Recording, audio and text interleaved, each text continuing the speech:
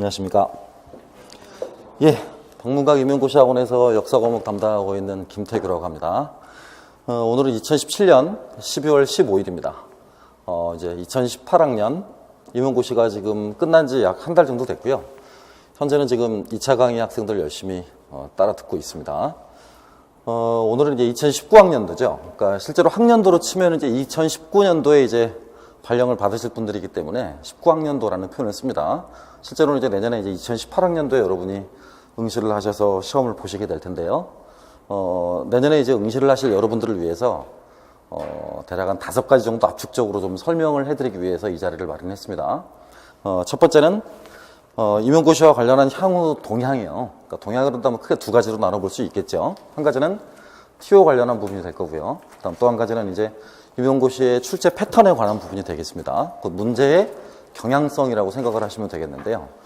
그렇게 2가지를 묶어서 좀 간략하게 언급을 해드릴 것이고, 그다음 두 번째는 효과적인 과목의 그 학습 전략이 어떠한가라고 해서 저희 역사 과목은 크게 4섹션으로 나눠져 있거든요. 4가지 영역으로. 모든 교과마다 다 적용되게 돼 있는 교과교육론, 이른바 그 역사교육론이라는 과목이 있고요. 전체 80점 가운데 배점은 22점에서 24점 정도를 차지하고 있습니다. 그다음 두 번째 과목이 이제 한국사 과목이죠. 아마 임용 역사 과목 중에서 가장 중요한 과목이고 또 난이도가 있는 과목이기도 합니다. 80점 가운데서 22점에서 24점 정도를 차지하고 있고요. 최근 2개년 동안은 세계사의 비중이 좀 갈수록 지금 높아지고 있는 추세입니다. 그래서 이제 동양사와 서양사 나눠서 각각 19점에서 21점 이렇게 배점이 주어져서 토탈 80점을 지금 차지하고 있거든요. 자세한 점수 문항별 배점이라든가 문항별 내용은 저희 학원 홈페이지를 들어가시면 온라인 방문각 임용고시학원 그 온라인 홈페이지를 들어가시면 기출문제 해설을 시험 보고 나서 그 다음날 바로 해놓은 게 있거든요. 그러니까 여러분은 꼭 기출문제 해설을 한 번씩 보고 오셔야 됩니다. 아시겠습니까? 예. 그래서 일단 시험 문제의 특성, 효과적인 학습 전략 그런 부분에 대해서 말씀을 드릴 게 3번째고요. 4번째는 이제 그 효과적인 학습 전략을 이끌어 나가기 위해 저희가 1년간 어떤 실라버스를 만들어서 운영해 나갈 것인가와 관련해서 여러분께 안내를 좀 해드리고자 합니다. 그다음 마지막 5번째 시간은 공부 방법에 관련한 이제 Q&A 시간을 갖도록 하겠습니다. 질문하시고 또 필요하신 부분이 있으시면 그때그때 물어보셔서 거기에 대해서 답변을 해드리는 시간으로 하겠습니다. 먼저 이렇게 준비한 PT를 좀 잠깐 보시면요. 대략 제목은 지금 저렇게 붙여놨습니다. 뭐 그렇게 거창하게 생각하실 필요는 없을 것 같고요. 몇 가지 항목대로 나누어 봤는데 한번 살펴보도록 하죠. 먼저 첫 번째 항목입니다. 저희가 살펴볼 부분이 이제 임용고시가 어떻게 치러지는 것인가와 연관한 부분이죠. 아시다시피 임용고시는 지금 2단계로 나누어져 있습니다. 1차 시험과 2차 시험 나누어져 있고요. 2015학년도 이후로의 트렌드는 2차 시험의 비중이 강화되어 가고 있다는 것입니다. 1차 시험 배점이 100점이고요. 2차 시험 배점이 100점입니다. 그래서 토탈 200점 만점을 기준으로 해서 이제 성적별로 이렇게 끊어서 순위를 결정을 하고 그 순위에 따라서 발령을 내기 때문에 교사가 되기 위한 임용 후보자들의 순위 경쟁 시험이다라고 보시면 되겠습니다. 따라서 정확한 교육학 용어로는 교원 임용고사라는 표현은 올바르지 않습니다. 임용고사라는 표현은 qualifying, 이른바 자격 부여 시험이기 때문에 적합한 표현이 아니고요. 임용고시, 곧 선발형 또는 임용시험 이렇게 부르는 것이 가장 올바른 표현입니다. 이제 이 시간 이후로 저한테 강의를 들으셨을 때는 임용고시를 잘 모르시는 분들에게 반드시 말씀하실 때 임용고사라는 표현을 쓰지 마시고 임용고시 또는 임용시험 이런 표현을 써야 교육학적으로 올바른 표현이라는 걸 아실 수 있을 겁니다. 앞으로 꼭 그런 표현들을 써주세요.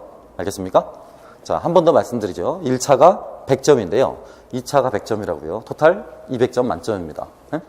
1차는 2 영역으로 크게 나눠져 있습니다. 아시다시피 하나가 20점짜리의 논술형 교육학 문항이고요. 또 하나가 80점짜리의 전공문항입니다. 전공문항은 3가지 특성을 보이는데요. 하나가 기입형이고요. 하나가 단답형입니다. 그 다음 하나가 서술형 및 논술형 관련한 부분입니다. 기입형, 단답형, 서술형 및 논술형 이런 형태로 구성이 되어 있습니다. 그래서 전년도 기출문제 해설 강의를 들어보시게 되면 영역별로 잘 나뉘어져 있을 겁니다. 몇 번이 기입형이고 몇 번이 단답형이다 라고 들어가 있을 테니까요. 꼭 해설 강의를 한번 확인해 보시기 부탁드립니다. 어쨌든 1차는 그렇게 교육학 과목과 전공 과목 해서 1교시부터 3교시까지요. 중간에 30분씩 휴식 시간 텀이 있긴 합니다만 어쨌든 9시까지 이제 9시부터 시험을 보기 시작해서요. 대체적으로 올해 시험을 보셔서 아시겠습니다만 2시 무렵 정도에 이제 끝나게 돼 있습니다. 그러니까 90분 단위로 해서 세 타임을 갖기 때문에 교육학만 60분이고 전공 2교시와 전공 3교시 전부 다 90분씩이기 때문에 체력 소모가 상당히 심합니다. 여러분이 경험해 보셨던 수능하고 또 다른 게 뭐냐면 수능 같은 경우는 서술형이나 논술형 이런 문항이 소약하기 때문에 거기에 따른 체력 안배가 임용고시보다는 훨씬 덜한 데 비해서요. 임용고시는 짧은 시간 안에 무려 B4 용지의 답안지로 보자라면 6장 분량을 채워나가셔야 됩니다. 그러니까 굉장히 체력적인 소모가 굉장히 큰 시험이기도 해요. 그러니까 1차 시험을 보시고 나서는 거의 녹아웃되거나 진이 다 빠진 상태를 경험하시게 될 겁니다. 그렇게 1차 시험을 마무리 짓고 나면 한 달쯤 있다가 1차 합격자 발표가 나게 됩니다. 올해 같은 경우는 지금 이제 12월 29일 날 발표가 나게 돼 있고요. 12월 29일 날 발표가 나면 그로부터 정확히 16일 이후에 2차 시험을 시행하게 됩니다. 그 2차 시험의 과정이 크게 경기도 지역과 비경기도 지역 이렇게 두 가지로 대별할 수 있는데요. 경기도 지역 같은 경우는 타 시도교육청과는 달리 수업 실현 이후에 면접 이렇게 나눠지는데요. 면접 과정 안에 집단 토의라는 부분이 따로 들어가 있습니다. 그래서 개별 면접 배점이 20점, 집단 토의 배점이 20점, 그 다음에 수업 실현, 그 다음에 수업 나눔 이렇게 배점 합쳐서 토탈해서 100점으로 이렇게 점수가 주어져 있고요. 비경기도 지역 같은 경우는 집단 토의 과정이 없는 대신에 수업 지도안 작성이라는 별도의 항목이 있습니다. 그래서 그 작성한 지도안을 토대로 수업 실현을 하고요. 배점이 60점입니다. 나머지는 40점. 이제 면접을 합니다. 면접도 이제 면접 문항수가 좀 지역 교육청별로 다소 차이가 있긴 했었는데요. 이제 재작년부터는 좀 통일이 되어서 올해 지금 2차 시험을 보실 분들 같은 경우에는 크게 구상형 하나, 즉답형 하나, 아니면 구상형 둘, 즉답형 하나 이렇게 좀 사정이 좀 많이 좀 바뀌어져 가고 있는 추세입니다. 올해 같은 경우 서울은 구상형 둘, 즉답형 하나 이런 문제로 해서 이제 40점 배점 간에 차등을 주게 돼 있죠. 1차 시험 같은 경우는 대체적으로 70%의 난이도를 띄고 있습니다. 70%요. 그러니까 바꿔 말하면 80점 만점이지 않습니까? 그러면 전공 점수 같은 경우 87에 56이니까 56점 언저리에서 커트라인이 형성되게 돼 있고요. 교육학도 마찬가지죠. 20점이니까 27에 14 부분입니다. 따라서 두 과목 전부 다 합치면 대체적으로 전공 과목과 교육학 과목이 70점 내외에서 다 움직입니다. 지역별 커트라인이 심하게 격차가 날 경우에는 5점에서 6점까지 날 경우도 있었고요. 또 적게 날 경우에는 2점 정도 나는 경우가 있습니다. 이렇게 지역 간, 응시 지역 간 격차를 감안한다 하더라도 대체적인 평균치는 70% 정도라고 생각하시면 되겠습니다. 그러니까 합격을 위한 기본 가이드라인은 전체 문항의 약 70%에 대해서 정답을 하시게 되면 큰 무리 없이 합격을 할 수 있다라고 생각하시면 되겠네요. 자, 여기까지 무슨 말인지 아시겠어요? 제가 지금 무슨 이야기 해드렸냐면 임용고시가 몇 단계로 나뉘어져 있고 단계별 배점은 어떠한가, 또 단계별 안에서 전공 영역별 배점은 어떠한가라는 이야기까지 해드렸습니다. 아시겠어요? 네, 임용시험은 첫째 이제 그런 식으로 구성이 되어 있고요. 두 번째입니다.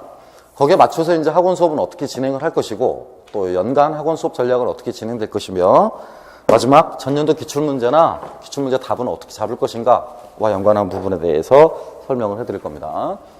자, 먼저 하나씩 보시면요. 첫째, 임용고시의 출제 기구는 이제 올해 내년 여러분이 보시게 될 내년부터는 시도교육청 주관으로 옮겨갈 가능성이 높습니다. 어쨌든 올해까지는 한국교육과정평가원에서 위탁을 받아서 문제를 출제를 하고 출제 인력 풀을 200명가량을 꾸려서 각각 전공 영역별로 교수분들과 교사분들을 합쳐서 3에서 5명씩을 이렇게 위촉을 해서 출제를 했었거든요. 그래서 이제 임용 시행일 24일 전에 이제 위촉을 받아서 강원도 모처에서 같이 합숙을 합니다.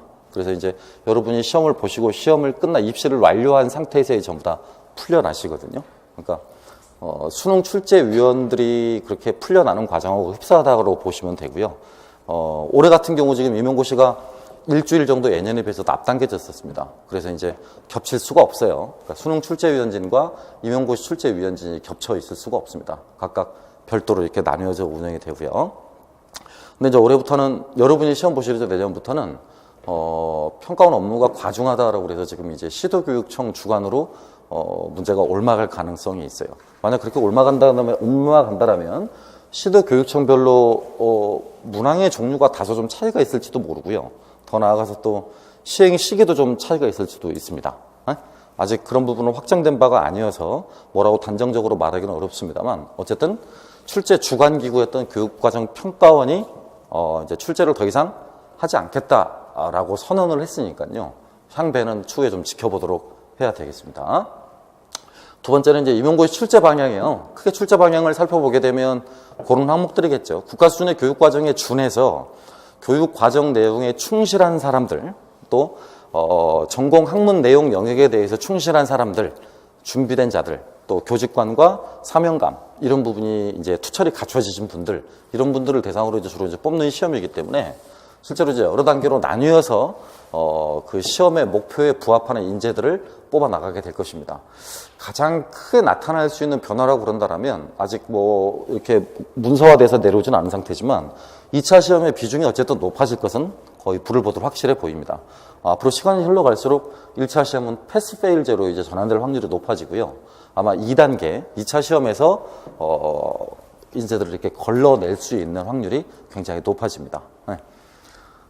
따라서 어떻게 될지는 모르겠습니다만 1차 시험의 배수 선발 인원이 더 증가할 수도 있습니다. 3배수로 증가할 수도 있고요. 현행은 지금 1.5배수거든요. 근데 2배수나 3배수로 증가할 수도 있고 2배수나 3배수 인원을 뽑아서 2차 시험에서 최종적으로 1배수 인원을 뽑아낼 수도 있습니다. 이건 아직 여러분께 공개되지 않은 최신의 내용이기 때문에 추후에 4월이나 5월쯤에 이제 최종 확정 공고가 나게 되면 명시화될 것으로 보입니다. 그다음 세 번째, 임용고시에서 요구하는 교사상은 어떤 것인가 하는 부분이겠죠. 그렇죠? 여러분도 뭐 느끼시겠습니다만 임용고시에서 요구하는 교사상은 첫째, 잘 알아야 되겠죠. 많이, 폭넓게, 전문적으로 알아야 될 것이고요. 둘째, 그를 전달하는 기술이나 능력이 뛰어나야 될 것이고, 셋째, 학생관이 올바라야 될 것이고, 넷째, 교직관이나 공무원관이 올바른 교사여야 되겠죠. 그렇죠? 이런 자질들을 분명히 검사할 수 있는 그런 시험 단계도 만들어지게 될 것입니다. 자, 하나하나씩 봐보면요. 어쨌든 여기 써있듯이 지금 최근에는 예전 이야기입니다. 예전에는 지금 여기 출제 기관에 지금 교육과정 평가원이 이렇게 들어가 있었는데 이렇게 지금 바꿀 가능성이 있다라는 이야기입니다. 또 한 번 말씀드립니다만 아직 확정된 사항은 아닙니다. 그렇게 될 수 있다라는 가능성이고요. 그럼에도 불구하고 출제진 같은 경우는 거의 변화가 없어 보입니다. 교수진들은 출제진이 좀 줄어들 수 있겠습니다만 현장의 단위학교의 교사들 말입니다. 통상 교직 경력 10년 차 이상의 전공 과목에 대한 교사들 일정 연수를 마치거나 혹은 수석 교사를 담당하고 있는 교사들 분들 같은 경우가 출제진으로 위축될 가능성이 굉장히 높습니다. 지금 이런 임용시험의 전반적인 개선 방안에 대해서 이렇게 총결정권 내지는 개선 방향을 움직이고 있는 분은 서울대 지금 백순근 교수입니다. 따라서 저분이 평가원의 자문을 받아서 향후 임용시험을 어떻게 움직이는 게 개선하는 게 낫겠다라고 하는 개선안이 아마 내년 상반기쯤에 나올 겁니다. 그렇게 되면 확실히 시험 방향이 어떻게 바뀌어지는지가 명확해질 것으로 보입니다. 다음 거 보죠. 예, 출제 방향은 대략 여기에 포커스를 갖추고 있습니다. 물론 모든 영역별로 나눠진 개론서의 비중도 굉장히 중요합니다만 일단은 대한민국에서 중고등학교 교사들을 뽑는 시험이기 때문에 무엇보다 가장 중요한 것은 교육과정에 대한 이해입니다. 해당 교육과정, 곧 여러분을 치자라면 이제 15년 개정교육과정이 되겠죠. 2015년도에 바뀐 개정교육과정에 관한 내용이 될 테니까요. 그 교육과정을 얼마나 잘 숙지하고 있느냐. 해당 교육과정에서 만들어낸 교과서, 검정교과서가 있지 않습니까? 그 검정교과서 가운데 한국사 교과서, 또 세계사 교과서 이런 내용들을 어떻게 적절히 잘 믹스해서 이 과목에서 가르칠 수 있겠는가라는 한마디로 말하면 이 교사로서의 전문성에 관한 평가를 보겠다, 평가를 시행하겠다라는 뜻입니다. 이해하겠습니까? 따라서 가장 먼저 기초, 기반이 돼야 될 것은 뭐 느끼셨다시피 교육 과정에 대한 이해고 그 다음이 교과서에 대한 이해입니다. 네? 교육 과정에 대한 이해, 교과서에 대한 이해. 작년도까지 지금 이제 2009년 개정 교육 과정에 따른 교과서를 학교 현장에서 사용을 했었거든요. 근데 이제 내년부터는 15년 개정 교육 과정에 따라 새롭게 출간된 한국사 교과서, 또 세계사 교과서, 또 각종 부도들 이런 것들을 학교 현장에서 쓰게 됩니다. 그러니까 만약에 작년에 시험을 응시하셨다라고 하시더라도 이제 올해 응시하실 분들, 내년에 응시하실 분들 같은 경우는 보셔야 될 학습량이 좀 늘어나게 돼요. 그러니까 교과서를 새로 출간된 교과서를 영역별로 다 보셔야 되기 때문입니다. 한국사, 동아시아사, 세계사 이렇게 우리 임용시험과 연관되어 있는 과목이 3개거든요. 한국사, 동아시아사, 세계사. 이건 어디까지나 고등학교 교육과정에 관한 이야기고요. 당연히 중학교 역사 책도 보셔야 됩니다. 네. 검정제로 출간된 중학교 역사 교과서도 보셔야 되는 것이고요. 어쨌든 과목별로 좀 차이가 있습니다만 전체적으로 놓고 봤었을 때 비중이 굉장히 큽니다.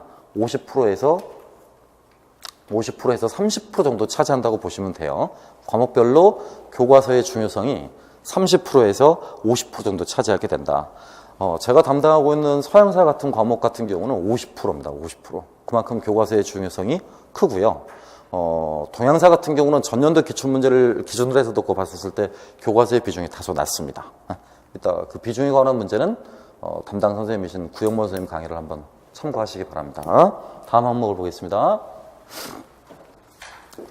예, 지금 교사에게 요구되는, 임용고시를 보고자 하는 여러분들에게 요구되는 그 이상적인 교사상이다라고 보시면 되겠는데요. 3가지를 결합하시면 되겠습니다. 하나가 대학에서 배우셨던 과목별 내용 체계에 대한 이해입니다. 그러니까 한국사 과목, 동양사 과목, 서양사 과목 내용들이 있었겠죠. 그것이 전공 선택이든 전공 필수든 학부에서 배우셨던 과목들에 대한 이해가 요구되고요. 두 번째는 이겁니다. 교수 내용 지식이라고 부르죠. 이제 이 과목에 대한 지식을 습득하기 위해서 여러분이 사범대를 나오셨다라면 교과교육론, 이른바 역사교육론 과목을 배우신 거고요. 사범대를 나오지 않으셨다라면 교직기술을 통해서 저 과목을 상치하셨을 것으로 사료가 됩니다. 그리고 마지막 3번째는 이 부분입니다. 이제 교육 과정 지식에 대한 이해다라고 그랬는데요. 사범대 안에 편제된 국내 대학의 커리큘럼 안에서도 교육 과정을 체계적으로 분석해 보는 수업은 지금 국내 대학에 2개밖에 없는 걸로 알고 있습니다. 하나가 지금 부산대고 하나가 서울대입니다. 그러니까 2군데 대학의 역사교육 담당하시는 교수님들 이외의 나머지 학교들에서는 교육 과정사를 따로 배우진 않아요. 그러니까 그런 부분들이 학원에 나오셔서 가장 힘들어 하시거나 좀 어려워하시는 부분들이기도 합니다. 그래서 또 매년마다 출제되는 영역이니까 해당 부분에 관련한 내용도 철저하게 이해해 두셔야 되겠습니다. 오른쪽에 써있는 이 항목들은 전부 다 지금 시험 차수별 단계가 되겠습니다. 1차 시험과 2차 시험, 앞서 설명드린 내용들입니다. 이에 맞추어서 이제 올해 어떤 식으로 운영을 해 나갈 거냐면요. 첫째, 전년 우리가 TO가 지금 200여 명이 넘었거든요. 그래서 여러분이 보시게 될 2019학년도, 그러니까 내년 2018년도도 예측을 해보건데, 정권이 변한다고 치더라도 역사 과목의 위상이 크게 흔들릴 것 같지는 않아요.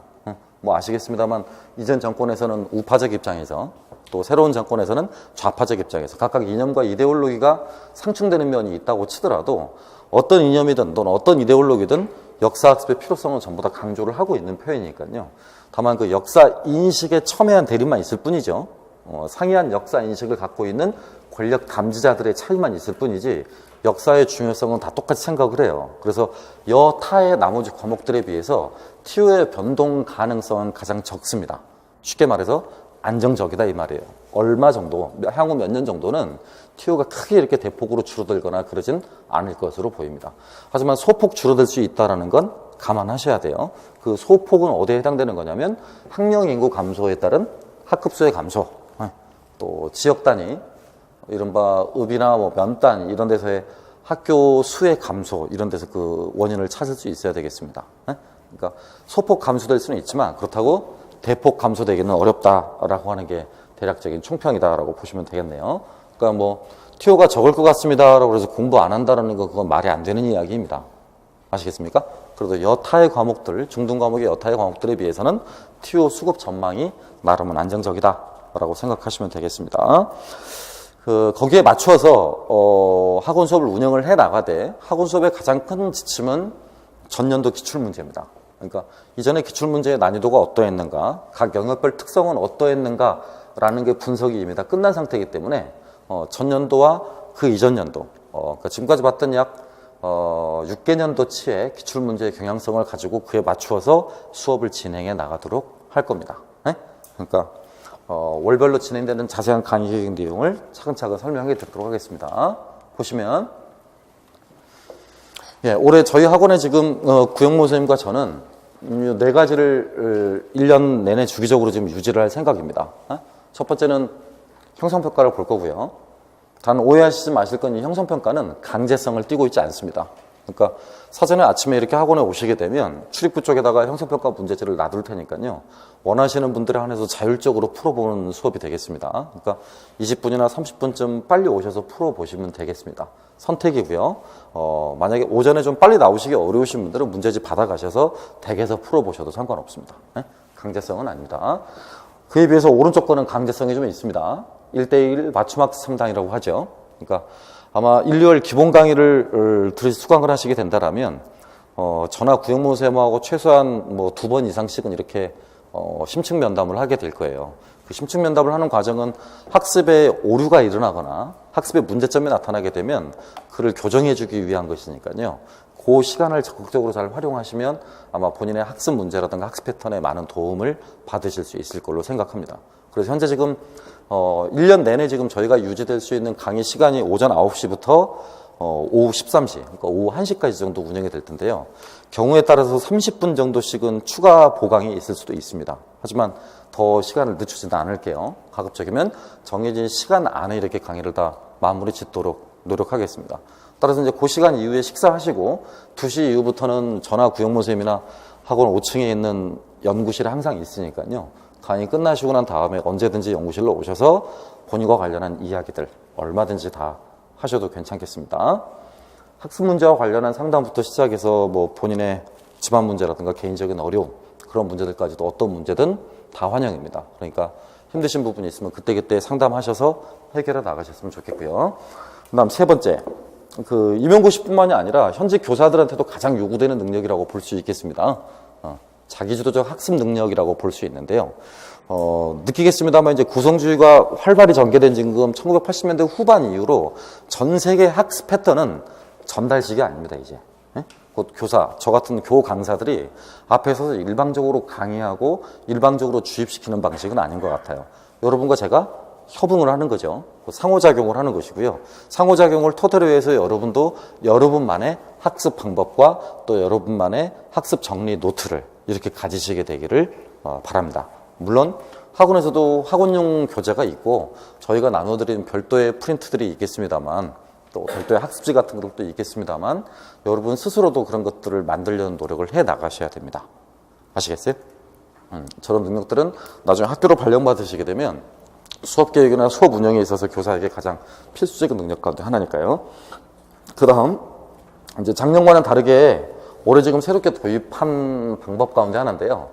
주기적으로 모의고사를 볼 겁니다. 물론 이것도 강제성은 없습니다. 원하시는 분에 한해서 모의고사를 응시를 하시면 되고요. 응시로는 별도로 없습니다. 그냥 와서 보시면 되겠습니다. 다음 모의고사를 보시면 구형모쌤과 제가 1대1 첨삭 지도를 다 해드립니다. 그래서 어떤 부분에 문제점이 있고 어떤 부분에 한계가 있으니까 이런 식으로 보완해라라는 구체적인 학습 대비책까지도 지정을 해드립니다. 또 3월달 이후부터는 별도로 스터디를 조직을 해드립니다. 1, 2월 달은 왜 스터디를 조직을 해드리지 못하냐면 1, 2월 달에 수강생의 격차가 굉장히 심해요. 그래서 스터디를 한다는 게 조금 무리일 수 있거든요.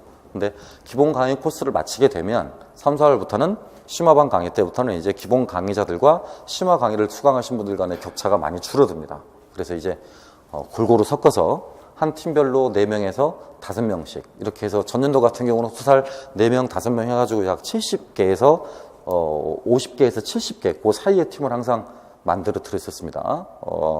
연 인원으로 치면 저희가 월 평균 수강생이 지금 노량진에서는 가장 많은 편이라 뭐 적은 달은 한 120명, 그다음 많은 달은 하반기 문제풀이 이럴 때 가게 되면 180명 정도 인원이 됩니다. 그래서 팀 단위로 이렇게 쪼개서 팀장을 정해드리고 주기적으로 뭐 올해 같은 경우도 예를 들면 2주일에 한 번꼴로 이렇게 조장들을 따로 부릅니다. 따로 불러서 학습 상태 체크하고요, 스터디 상태 체크하고 또 개별적으로 뭐 문제를 만들어 오시거나 저희가 만든 문제를 가지고 테스트를 하기도 합니다. 물론 그런 것들도 전부 다 자율입니다. 강제성은 하나도 없어요. 원하시는 분들에 한해서 그렇게 하는 거고요. 원하지 않으시는 분들은 안 해도 상관없습니다. 그래서 올해는 그렇게 선택하시는 분들에 의해서 모의고사를 보게 될 텐데요. 강화가 있어야 되겠죠? 그죠? 그래서 성적이 좋으신 분들에 한해서 직접 장학금을 전달해 드리도록 하겠습니다. 학생들 앞에서 직접 봉투에 담아서 정성껏 성함을 써서 저와 구영모 선생님이 나눠드리도록 하겠습니다. 동급여 받으시고요. 잘만 하시면 용돈 되실 수 있습니다. 다음 걸 한번 보죠. 네. 큰 학습 전략의 틀은 이렇습니다. 네. 큰 학습 전략, 임용고시를 하시면서요. 임용고시 공부를 하는 가장 큰 목적은 요거죠? 그죠? 합격을 하는 거지 않습니까? 그러니까 시험 문제를 잘 해결해서 합격을 하는 것이 가장 큰 목표입니다.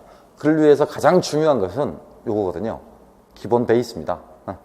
그러니까 여러 가지 책이 흩어져 있는 많은 양의 지식들을 내가 내 것으로 소화해낼 수 있느냐라는 것이죠. 유명한 교육학자 브루너의 표현을 빌리자라면 그것이 바로 구조화 능력입니다. 구조화. 해당 학문의 스트럭처를 내가 얼마만큼 잘 접근하고 활용할 수 있는가라는 부분들이죠.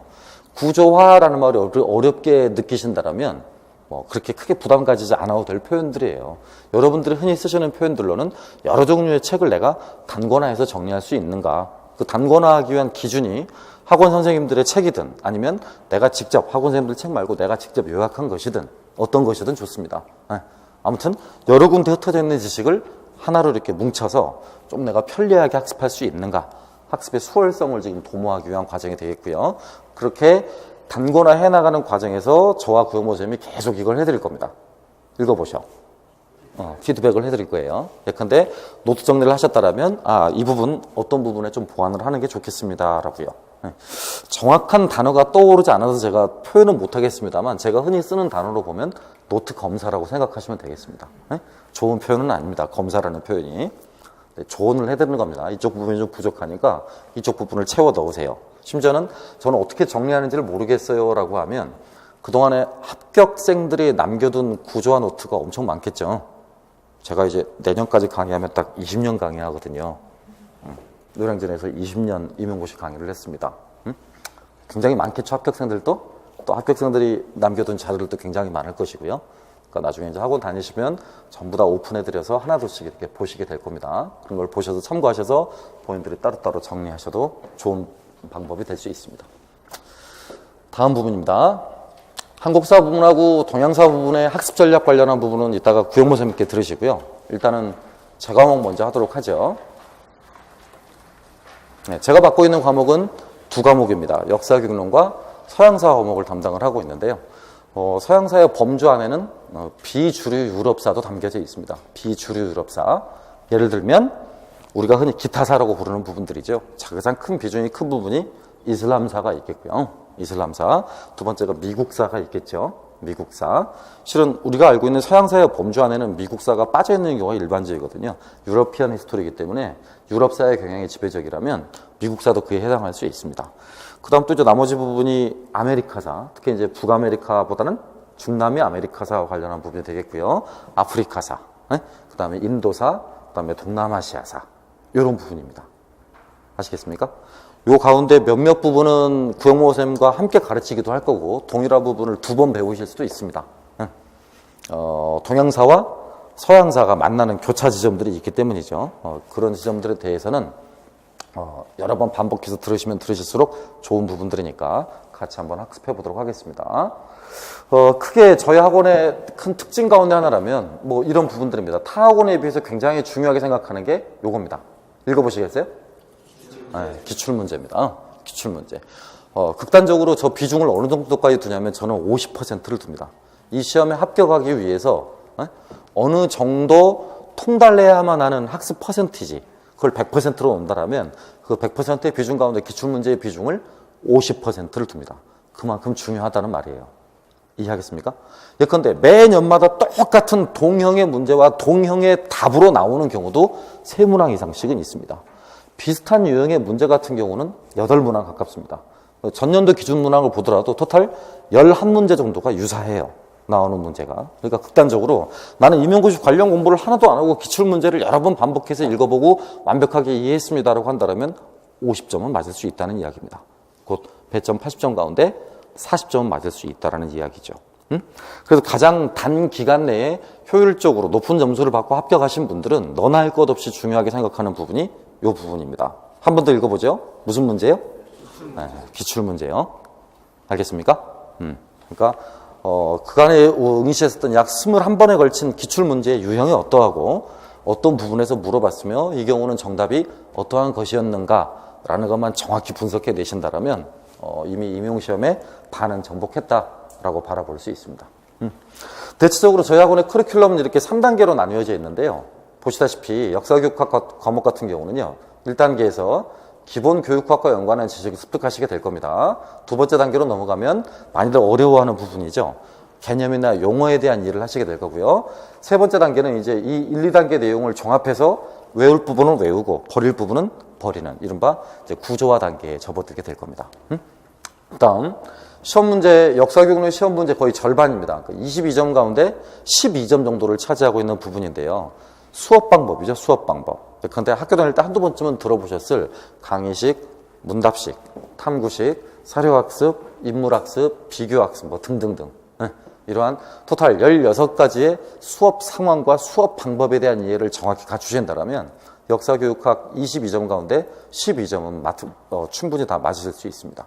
그러니까 그 부분으로 나누어서 첫째는 현재 지금 인터넷이나 각종 유튜브 같은 웹사이트에 떠돌아다니는 선생님들이 공개하신 수업 장면들이 있어요. 틈틈이 이렇게 쉬실 때 그런 장면들을 좀 눈에 익혀두시는 게 더욱 현장감 있게 이해할 수 있는 좋은 방법이 됩니다.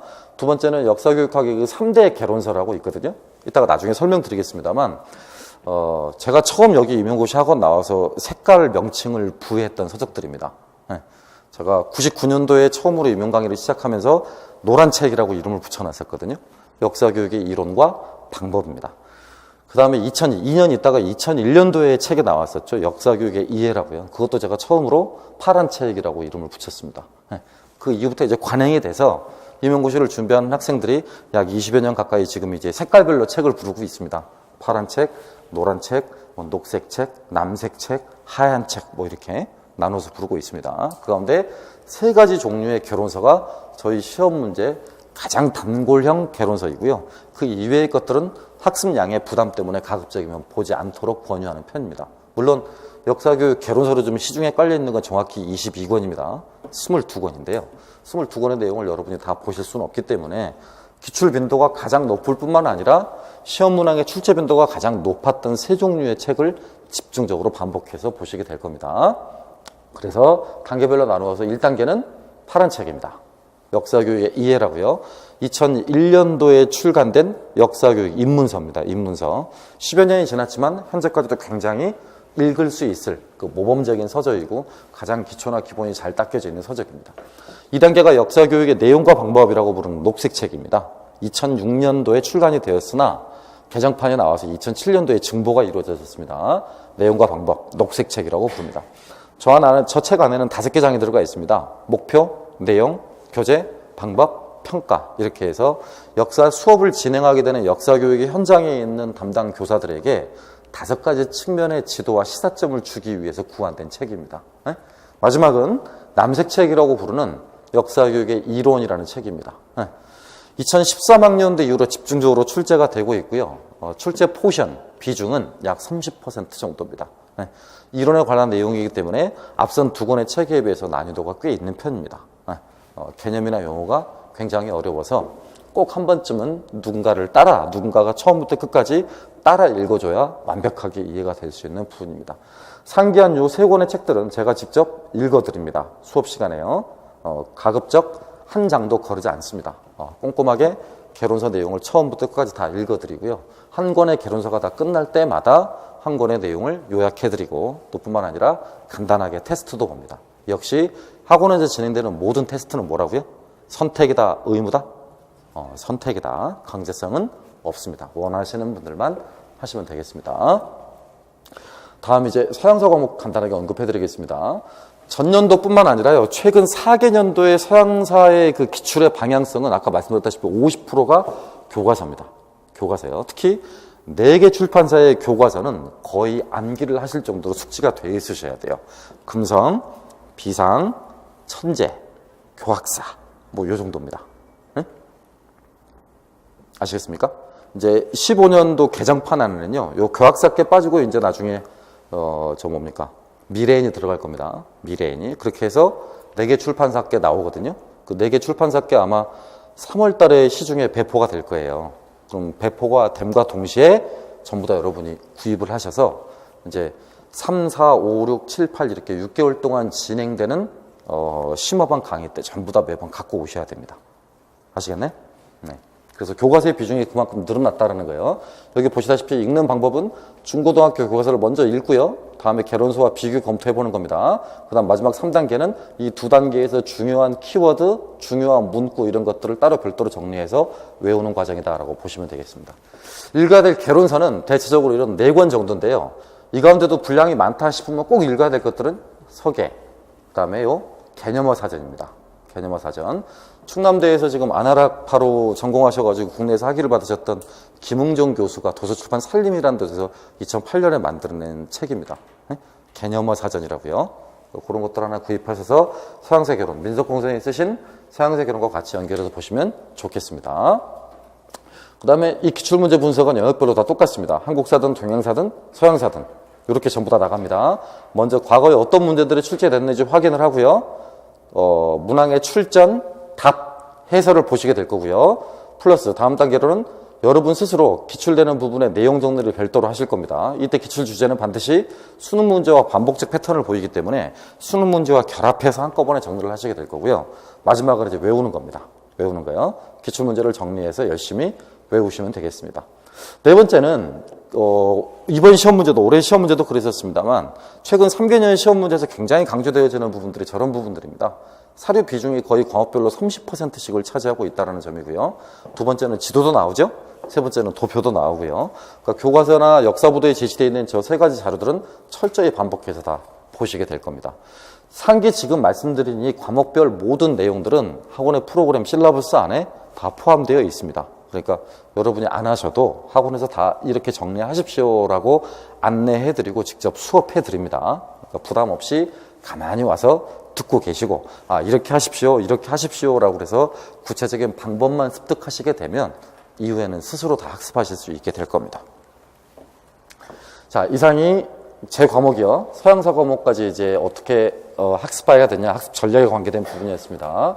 이제 구체적으로 연간 학원 수업 계획에 대해서 좀 안내를 해드리도록 하겠습니다. 작년하고 좀 굉장히 많이 바뀌었는데요. 작년에 실은 그 반이 여러 종류가 있었습니다. 근데 올해는 무조건 한 반만 운영됩니다. 한 반만. 기본 이론반 한 반. 그 다음에 심화반 한 반. 그래서 전년도까지는 단과반까지 해서 토탈 저희가 올라가 있는 강좌가 약 20여 개 가까이 됐었는데요. 올해는 딱 2개 올라갑니다. 이렇게. 기본반 하나, 심화반 하나. 그 다음에 하반기 가면 문제풀이반 하나, 2차반 하나. 이렇게 한 다음에 1년 총에서 올라가는 강좌가 4개 됩니다. 4개. 이해하시겠습니까? 전년도 같은 경우는 기출문제 분석반이다라고 해서 매주 금요일 날 오전 9시부터 오후 5시까지 수업하는 강의가 별도로 따로 올라가 있었는데요. 해보니까 비효율적이에요. 그러니까 비효율적이라는 말이 뭐냐면 기출문제 분석이 내용 정리와 함께 이렇게 이루어져야 함에도 불구하고 내용 정리 안 들으시면서 기출반을 들으신 분들도 있고 또 기출반을 안 들으시면서 내용 정리반만 들으시는 분들도 있더라고요. 그러니까 비효율적이에요. 또 아울러 수강료도 좀 비싸질 수밖에 없고요. 별도의 반을 만들게 되면. 그래서 올해 같은 경우는 1, 2월 기본 이론반은 작년과 크게 다르지 않습니다. 학원에서 지금 구영모 선생님과 제가 쓰고 있는 기본 교재와 강의 계획서 보시면 알겠습니다만 교과서를 가지고 수업을 해 나갈 거고요. 여기서부터 3월부터 지금 6월, 8월까지 진행되는 3단계의 기출문제 분석과 심화 이론반이 있습니다. 이게 1단계, 3, 4월이, 5, 6월이 2단계, 7, 8월이 3단계인데요. 모든 내용을 다 볼 겁니다. 서쪽에 보시다시피 개론서나 각종 이론서들을 보게 될 거고요. 이 개론서나 이론서들의 형성평가까지 같이 보시게 될 겁니다. 아울러 영역별 교과서 내용을 다 보시게 될 거예요. 네. 그리고 여기다 제가 별도로 지금 써놓지는 않았습니다만 모두 하겠습니까? 기출문제 분석도 같이 합니다. 매 수업 시간 진행하게 될 겁니다. 예를 들어드리면 자, 오늘 수업 시간은 크게 4타임으로 나눠서 쪼갤 건데요. 첫 번째, 두 번째 타임은 이 부분 보도록 하겠습니다. 영역별 개론서와 이론서 보겠습니다. 자, 세 번째 타임은 오늘 배우셨던 개론서의 이론서 내용을 바탕으로 한 교과서 내용 부분 보겠습니다. 마지막 타임은 자, 이상의 오늘 학습하셨던 내용들이 관연도의 기출문제로 어떻게 출제가 되었는지를 살펴보도록 하겠습니다.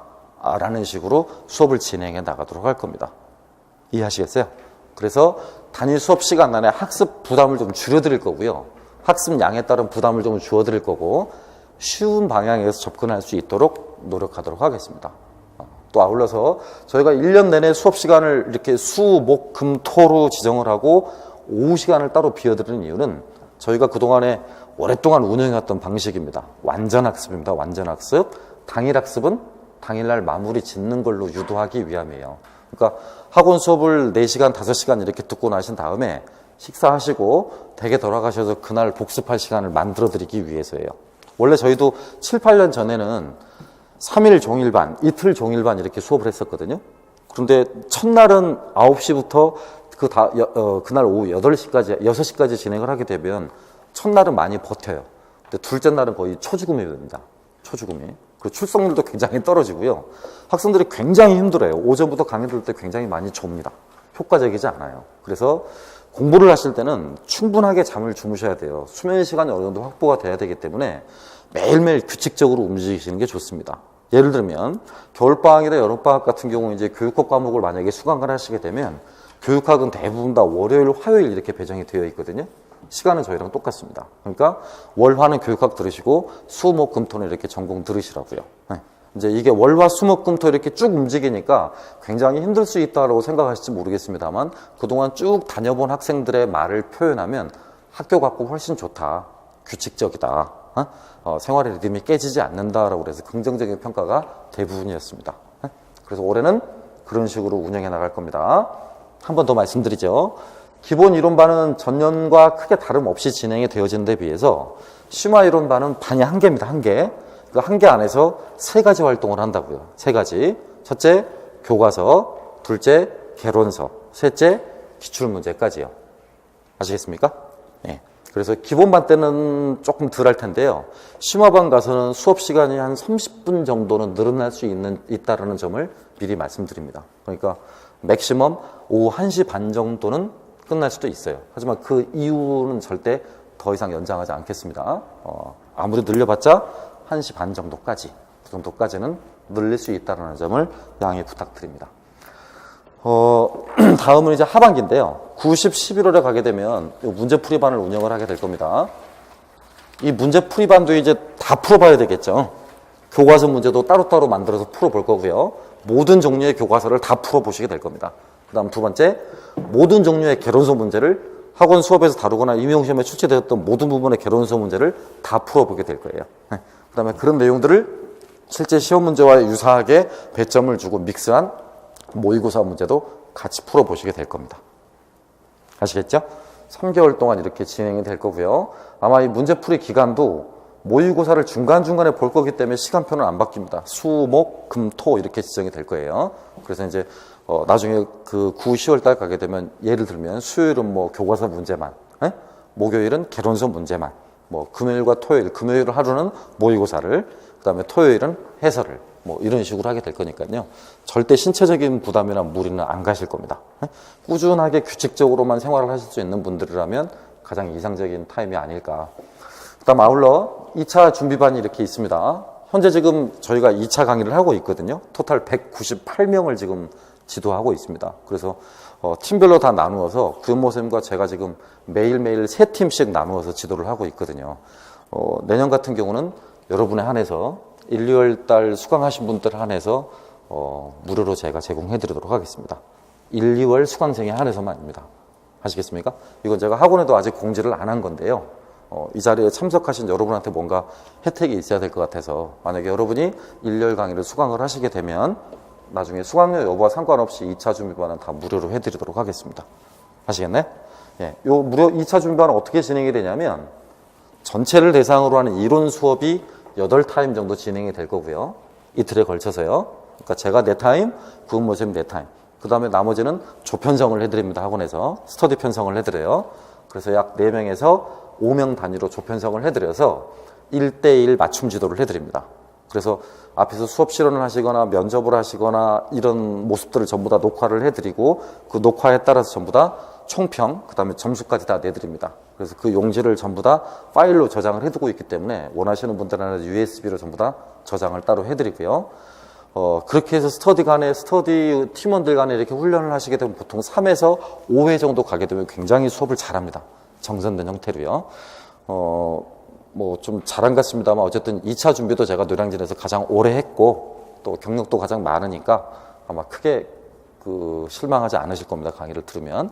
아무튼 아까도 말씀드렸다시피 1, 2월 수강하신 여러분에 한해서 저 반, 2차 반은 인원 제가 잘 명단 남겨서 하고라도 보관되어 있으니까 무료로 강의 듣도록 해드리겠습니다. 1년 실라버스 대략 이해되셨습니까? 예. 이외에 무료 강의로 진행되는 경우가 이제 월별로 한두 개 정도 생겨날 수 있습니다. 그 무료 강의는 사전에 저희가 공지를 해드릴 거고요. 여기 보시다시피 시즌별 무료 특강, 지역사 특강이 준비되어 있다고 그랬습니다. 예컨대 올해 같은 경우는 뭐랬냐면 미국사 특강을 따로 했습니다. 또 이슬람사 특강을 따로 했고요. 그런 강의는 수강생에 한해서 저희가 무료로 듣게 해드리고 실제 여기서 나와서 듣기 어려우신 분들 같은 경우에는 온라인으로 연계를 해드리거든요. 그러니까 학원 수업 들으신다라면 언제든지 들으실 수 있으니까 기간 제한 없이 제가 틀어드리도록 하겠습니다. 그러니까 언제든지 필요하신 분들은 들으시면 되겠습니다. 그 다음에 특강을 몇 개를 하게 될지 모르겠습니다만 가지수와 상관없이 수강 제한에서 전부 다 수강료는 무료입니다.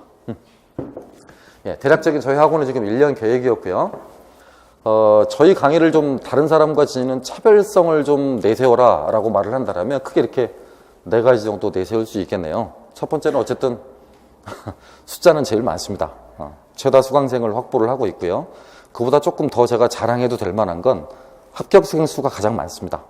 그래서 이제 여러분들도 나중에 1, 2월 달 수업을 수강하시게 되면 합격자들의 앞에 쭉 서서 이제 합격 사례 이야기를 하시는 걸 들어보실 수 있을 겁니다. 거짓말을 할 수가 없겠죠. 저런 지표들은 다 방송에도 찍히는 거고요. 실제 합격하신 분들이 나와서 다 여러분께 격려해드리고 위로해드리고 하니까요. 또 하반기쯤 되면 커밍데이가 있어요. 그래서 합격자들이 와가지고 여러분께 아이스크림도 하나씩 사드리고 중간중간 격려도 해드리고 아마 그런 날들이 있을 겁니다. 제가 20년 가까이 해오고 있는 방법이니까 뭐 올해도 큰 차이는 없을 것으로 보입니다. 다음 두 번째죠. 향후는 지금 그런데요. 저도 역사교육을 전공해서 박사까지 마쳤는데 한 사람이 4개의 섹션을 전부 다 가르치는 시대는 끝난 것 같아요. 그런 과목 강사들은 지금 유일하게 저희밖에 없습니다. 임용고시 학원에. 역사 과목의 선생님들 한두 분들이 혼자서 하시는 분들이 있는데요. 국영수 주요 과목 나머지 선생님들을 보시면 전부 다 팀티칭입니다. 혼자서 커버할 수 있는 영역이 아니에요. 전부 다 각자 전공 영역이 있고 전공 영역에 따라 학위가 있기 때문에 전공 부분을 나누어서 가르치는 것이 과목의 전문성에도 훨씬 더 효과적이겠죠. 게다가 저희 학원만이 갖고 있는 장점이라고 그런다면 지금 올해 새롭게 합류하셨습니다. 보이시죠? 구영모 선생님이신데요. 임용고시 합격을 하셨고요. 현직 공립학교 서울에 지금 공립학교에 계시다가 퇴사를 하시고 지금 이제 새롭게 여러분께 강의를 해드릴 겁니다. 더 다행스러운 점은 저희 둘이 선후배입니다. 교원대 역사교육과 출신이고요. 그래서 교수법이나 교수 내용 또 교재 선정 이런 데 있어서만큼은 노량진 더 나아가 대한민국 최고가 될 자신이 있습니다. 아무튼 저희의 최대 무기는 성실함이고 꾸준함이고 또 강의를 오래 한 데에 따른 노련함 이런 부분이 있을 거라고 봅니다.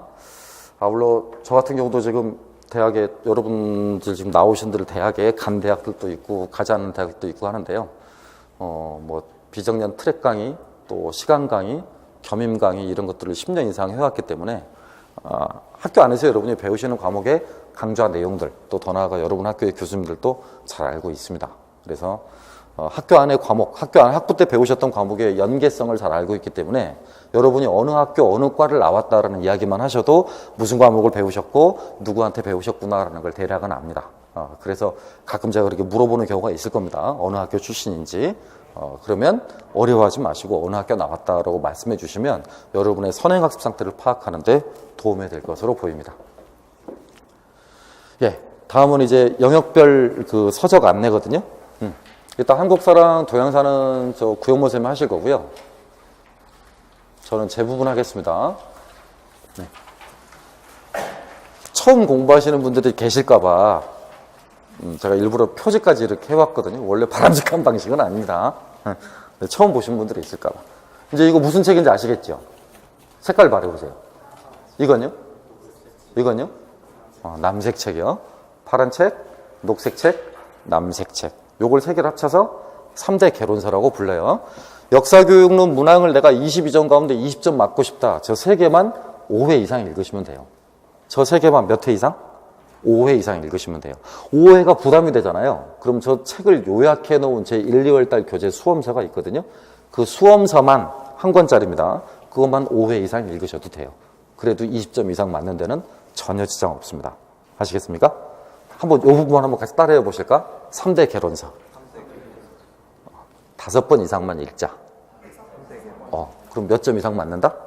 20점 이상 맞는다. 20점 이상 맞는다. 팩트다. 네? 어떠한 논평도 가하지 않은 팩트다. 이 땅의 임용고시 준비생들 모두 다 저 세 가지 책을 많이 본다. 하지만 우리는 보는 것에 그치지 않고 읽는다. 그건 내 것으로 만든다. 라고 생각하시면 되겠습니다. 자세한 서적 안내는 개강 때 해드릴게요. 지금 서적 안내 해드리면 아마 지루하실 것 같아서요. 아무튼 요 세 개를 3대 개론서라고 부른다라고 하고 있습니다. 아울러 한 가지만 덧붙이면 요 책과 요 책은 두 개를 합쳤을 때 요 책의 개정판입니다. 알겠어요? 그러니까 이 책은 이거 플러스 이것이라고요. 파란 책 이퀄 녹색 책 더하기 남색 책이다라고 생각하시면 되겠습니다. 알겠습니까? 다음 거 볼까요? 보시다시피 이게 지금 무슨 책?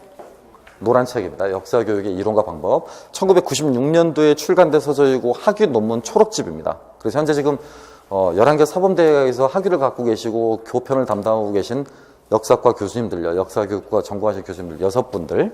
그런 분들의 학위 논문 초록본을 요약한 서적입니다. 그 다음에 이거는 서울대 지금 교무부장을 지내실 때 양호한 교수가 쓰신 책이거든요. 역사교육의 입론과 구상이다라고 그래서 대학원생들 세미나 강좌인 역사교육 원론이 있습니다. 저도 들었습니다. 양호한 교수님한테 역사교육 원론이라는 3학점짜리 들었는데요. 그 3학점짜리 강의를 듣는 사람들이 발표했던 글들을 가다듬고 모으셔가지고 따로 내놓은 책입니다. 이름하여 역사교육의 입론과 구상입니다. 이미 여기 논문들은 역사교육지를 토대로 해서 만들어졌던 발표되었던 글들을 다 재수록한 것에 불과합니다. 그 다음에 이 책이 표지가 갈색이죠? 학생들이 이걸 갈색책이라고 부르거든요. 역사교육과 역사인식이라고 그래서요. 포스트 모더니즘의 연구 성과를 집약해놓고 그것이 역사교육에 어떤 연구 성과를 남겼는가? 곧 역사교육과 포스트 모더니즘이라는 주제하로 만들어진 책입니다. 발췌독을 할 책입니다. 군데군데 몇 장은 볼만합니다. 출제된 적도 있고요. 예. 그 다음에 이제 요겁니다. 한국 역사교육의 연구 동향이라고 그래서 국내 역사교육이 어떻게 연구되어 왔는가 1950년부터 2010년까지 연구사 정리가 되어 있어요. 연구사 정리가요. 무슨 말인지 아시겠습니까? 그러니까 여러분이 보실 책은 아니에요. 저 같은 이제 연구자들이 저렇게 볼 책들입니다. 요건 회색책이라고 부르는 건데요. 회색책, 역사교육의 이론과 실제라는 거고요. 요건 수험생들도 가끔 봅니다. 검은 책이라고 부르는데요. 역사 수업의 원리, 김한준 교수가 쓴 책입니다. 특히 감정이입이라든가 문답식 수업 이런 것들이 시험에 출제된 바 있습니다. 다음이 저게 사뮤엘 와인버그라는 미국 학자가 쓴 역사적 사고와 역사교육입니다. 동국대학교 한철우 교수가 번역한 책이고요. 이 책은 전국 역사교사 모임에서 낸 현장을 위한 역사교육 지침서입니다. 역사 무엇을 어떻게 가르칠 것인가요? 이쪽은 대구교대 교수들이 모여가지고 연합해서 만든 와인버그의 저작물의 번역본입니다. 원문은 Doing History Like Historian인데요. 우리말로 번역해서 그냥 역사가처럼 행동하기, 사고하고 행동하기라는 책의 원책이 저렇게 생겼습니다. 참고만 하십시오. 보실 책들은 아닙니다. 그 다음 또 하나가 이제 이런 수업들도 있습니다. 도서출판 선인에서 만든 김한준 교수의 저작물 가운데 하나인데요. 역사 교육과정과 교과서 연구라는 책도 있고요. 한국 근현대사 교육론이라는 책도 있습니다. 또 아울러 최근에 나온 책들입니다. 서울대 출판부에서 만들었던 역사교육 연구 성과 집성한 이런 두 가지 책들도 있습니다. 역사교육 분야의 회고와 전망을 다뤘던 그 연구사 정리 서적이다라고 보시면 돼요. 전부 다 수험서는 아닙니다. 참고하실 서적들이고요. 서양사 섹션은 이렇게 주요 개론서가 3대 개론서가 이런 것들입니다. 읽어볼까요? 여기 서양사 개론, 여기는 총론, 여기는 강의. 이것 말고 최근에 추가된 책이 2016년에 나왔던 서양사 강좌라는 책이 있어요. 그것까지 포함한다면 4대 개론서가 됩니다. 아시겠나요? 그 다음입니다. 출판사별로예요. 이건 9년 개정 교육과정에 따른 책입니다. 맨 왼쪽 보이십니까? 천재, 금성, 교학사 이렇게 출판사별로 꼭 갖춰야 될 서적들이 있습니다. 그러니까 올해 제가 말씀드렸다시피 3월에 이제 새로 신간이 나오게 되면 신간 서적을 제가 안내를 해드릴 거고 여러분이 다 구입을 하셔야 됩니다. 아시겠습니까? 네. 구입을 못 하시게 될 경우에는 저한테 말씀하시면 나중에 제가 별도의 방법을 제시를 해드릴게. 공개적인 촬영하는 현장에서 제가 뭘 드리겠다라는 말을 못해. 아무튼 이런 거 있죠, 이런 거. 이렇게 볼 수 있는 뭔가 그런 것들은 따로 찾아오시면 USB에 넣어드리겠습니다. 그러니까 그때 나올 때 한 번씩 들리시기 바랍니다. 어쨌든 출판사별로 나와 있는 교과서는 전부 다 구비하셔야 되고요. 아까 제가 말씀드렸죠. 서양사 부분에서 분량이 50%다고 출제 분량이요. 그러니까 그만큼 중요하다고요. 알겠습니까? 혹시 만약에 임용고시 강의가 어렵다라고 하셔서 내가 좀 기본 지식을 들어보고 싶어요 선생님 이러시다라면 뭘 들어보시면 좋을까? EBS 그죠? EBS 고등학교 것부터 먼저 듣지 마시고 EBS 중학 역사 강의 먼저 한번 들어보셔요. 중학 역사는 한국사, 세계사 결합되어 있으니까요. 내가 역사를 잘 모른다 내지는 서양사나 동양사 이런 걸 들어본 적이 없다라고 하시는 분은 중학교 역사 EBS 강의, 그 다음에 고등학교 세계사나 동아시아사 강의 이런 거 한번 들어보시면 사전학습으로 굉장히 많은 도움이 되실 거예요. 이제 지금부터 들으시면 1월 개강 전까지 지금 한 2주 정도 남았으니까 시간은 충분할 것으로 보입니다. 서브로 한번 들어보시면 굉장히 많이 도움 되실 걸로 봅니다. 그 다음 기타 이제 그 이외의 이론서들이 이런 것들이 있습니다. 프레데릭 델루슈가 쓰고 있는 서유럽의 역사, 또 로버트 비첨 외 나머지 사람들이 쓰고 있었던 서양 문명의 역사 이런 책들이 있고요. 캔디스 고처라는 사람이 쓴 세계사학회 WHO의 지금 회장이기도 합니다. 세계사 특강이라는 책이 굉장히 각광을 받고 있고요. 아틀라스는 국판별로 다 중요한 거 아시죠? 아틀라스 일본사, 중국사, 아틀라스 시리즈 서적들은 전부 다 구비하셔서 읽어보시는 게 효과적입니다. 그 다음 최근에 나온 건데 이것도 15년 판인데 세계화 시대의 서양 현대사 섹션 강의를 따로 다룬 책이 있고요. 시기별로 다 있습니다. 시기별 단행본이라고 하죠. 단행본. 고대사 연구 성과자들이 모아놓은 고대사 서적, 중세사 서적, 근세사 서적 시기별로 다 있습니다. 그 다음에 이제 많이들 보셔야 될 책이 아까 제가 말씀드린 뭐 읽어볼까요? 개념어 사전이요. 또 읽어보시면 도움이 될 수 있는 서브 도서 살아있는 세계사 교과서. 지금은 이제 표지가 바뀌었습니다만 우리 줄여서 그냥 살세라고 부릅니다. 살세. 살아있는 세계사. 저런 것들도 세계사 교과서 내용을 보충하는 데 굉장히 효과적입니다. 그 다음 우리 시험 문제 가장 빈출도가 높은 사료집이 요거거든요. 사료력 있는 서양사요. 전남대학교 그 이영희 교수를 비롯해서 각 분야별로 해당 분야의 전문가들이 지금 사료집을 내고 있는데요. 아마 올해 근대 현대 부분이 따로 추가돼서 아마 나올 예정으로 알고 있습니다. 그렇게 되면 이제 토탈 5권이 될 거거든요. 이게 부담스러우실까봐 1월달 세계사 책 이름에 이제 선생님을 위한 세계사인데요. 그 책을 구입해서 보시면 사료가 하나도 빠짐없이 다 들어가 있습니다. 그러니까 별도로 보지는 않으셔도 돼요. 알겠습니까? 수험서 안에 전부 다 사료가 포함되어 있으니까요. 이해되시겠어요? 네. 그 다음 오른쪽은 방통대에서 만든 세계의 역사 참고만 하시라고 그냥 써놨습니다. 저렇게 생겼습니다. 그 다음 마지막입니다. 이제 제가 해설해야 될 부분이에요. 이 부분까지를 원래 오늘 해드리면 좋은데요. 작년 같은 경우는 이걸 따로 인터넷 촬영을 하지 않았었기 때문에 오늘 시간에 해드렸었거든요. 근데 올해는 지금 2시간 반에 걸쳐서 지금 구현모 선생님과 제가 미리 찍어놨어요. 그러니까 이건 의무입니다. 선택이 아니고요. 강의 내용을 이해하든 이해 못하시든 어쨌든 꼭 한 번은 보셔야 될 강좌예요. 이해하겠습니까? 그 홈페이지에 회원만 가입하시면 언제든지 무료로 보실 수 있으니까요. 시간 나실 때 꼭 한번 기출문제와 기출문제 해설을 꼭 한번 좀 들어보시기를 권해드립니다. 아시겠습니까? 네. 첫 번째 타임 강의는 여기까지입니다. 이상 김태규가 강의를 진행했고요. 다음 한 타임은 구영모 선생님이 진행하시겠습니다. 5분만 쉬겠습니다.